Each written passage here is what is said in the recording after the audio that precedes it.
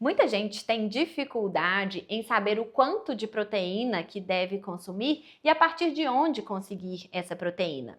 Nesse episódio, eu te falo sobre alguns suplementos que podem te ajudar a fechar sua conta. Vamos falar sobre whey protein, proteínas vegetais, colágeno e barrinhas de proteína.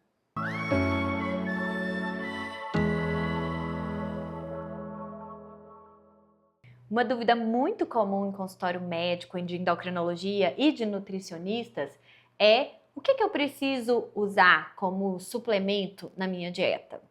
E a resposta, ela está na ponta da língua. O suplemento, como o próprio nome diz, ele é um complemento daquilo que a sua dieta não é capaz de te ofertar na necessidade que você precisa. Então, a primeira coisa a se fazer é o que você precisa. Quem é você? Qual é a sua demanda? Qual é o seu gasto? Existe alguma perda que precisa ser considerada? E quando a gente traz isso, a gente precisa ter um recordatório alimentar muito bem documentado. Porque geralmente a gente não varia muito o que a gente come na regra, mas muitas vezes a gente deixa de atingir as demandas específicas para o que a gente precisa, em termos de calorias e principalmente em relação à quantidade de proteínas. Existem sim no mercado suplementos que podem ser utilizados como fontes de proteínas e boas fontes de proteínas. Como um exemplo aqui é o clássico whey protein. Você sabe o que é o whey protein? Vou te explicar. Já viu o processo de fazer queijo? Enquanto aquele queijo está sendo preparado e vai dessorando, aquele soro é o whey protein.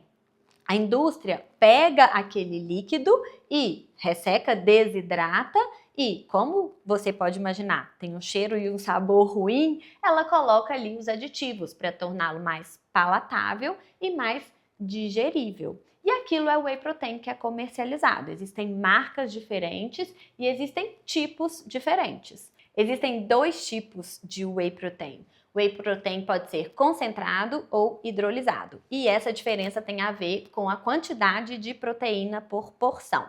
Então, um exemplo prático. Se um scoop tem ali 25 gramas, no whey protein concentrado, o fabricante te garante que desses 25 gramas, 80% são proteína.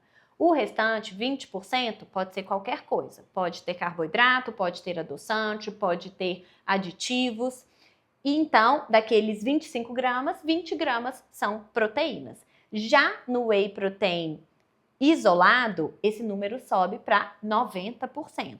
Então, ele tem um teor maior de proteínas.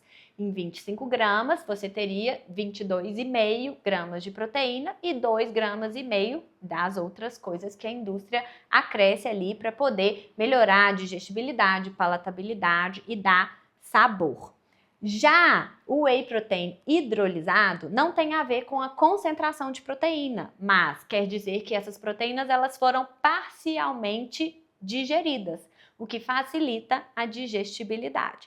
Então você tem essas duas opções que vão impactar, obviamente, no custo. O whey isolado ele é mais caro do que o whey concentrado e o whey hidrolisado é mais caro do que qualquer um dos dois que não seja hidrolisado.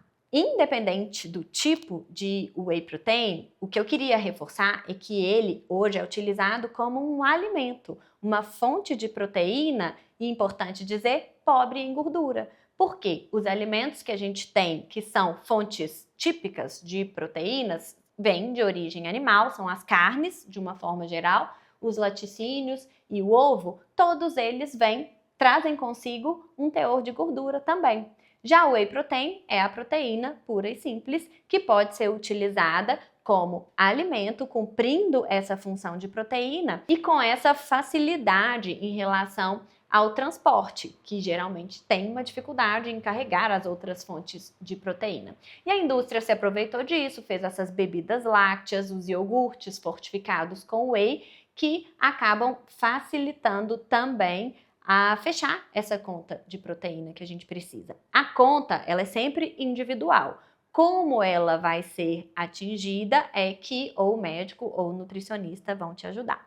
Então, o whey protein é sim uma fonte de proteína do bem, não tem contraindicação Grávida pode usar, criança pode usar, idoso pode usar, obviamente obedecendo à sua necessidade, à sua demanda. Existem também outras fontes de proteína que podem ser industrializadas. Por exemplo, tem pessoas que podem ser intolerantes à proteína do leite, ao whey protein, e podem usar, por exemplo, suplementos de proteína vegetal. A proteína da ervilha, a proteína do arroz, estão disponíveis comercialmente falando.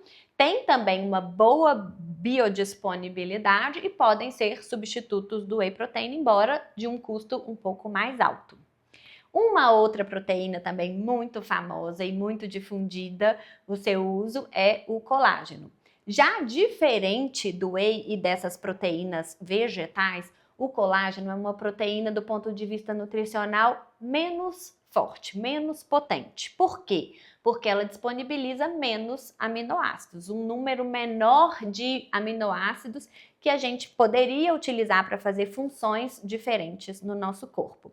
Então, existem algumas utilizações do colágeno, por exemplo, na dermatologia ou na ortopedia, que são umas indicações clínicas específicas.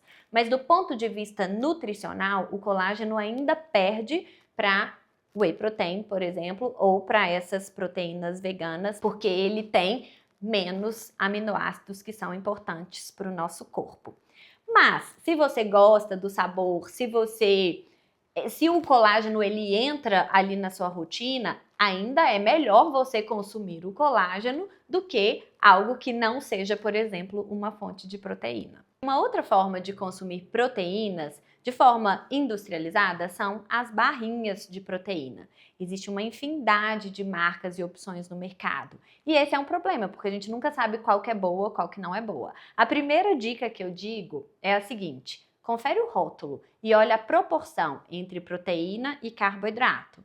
Essa proteína, ela vai ser, digamos, menos ruim se ela tiver mais proteína do que carboidrato. Senão, ela seria uma barra de carboidrato, embora seja comercializada com o nome de barra de proteína. E aí, a gente já reduz a quantidade de melhores opções que a gente teria. Depois, o rótulo pode variar bastante, pode permitir que estejam ali adoçantes que funcionam como açúcar, mas que não estão listados como açúcar. Então, são aquelas verdadeiras pegadinhas. Escolher barra de proteína é um desafio. Olha o rótulo, veja se tem mais proteína do que carboidrato e a dica é: exceção. Consuma na exceção. Não consuma uma barra de proteína achando que é um bom alimento.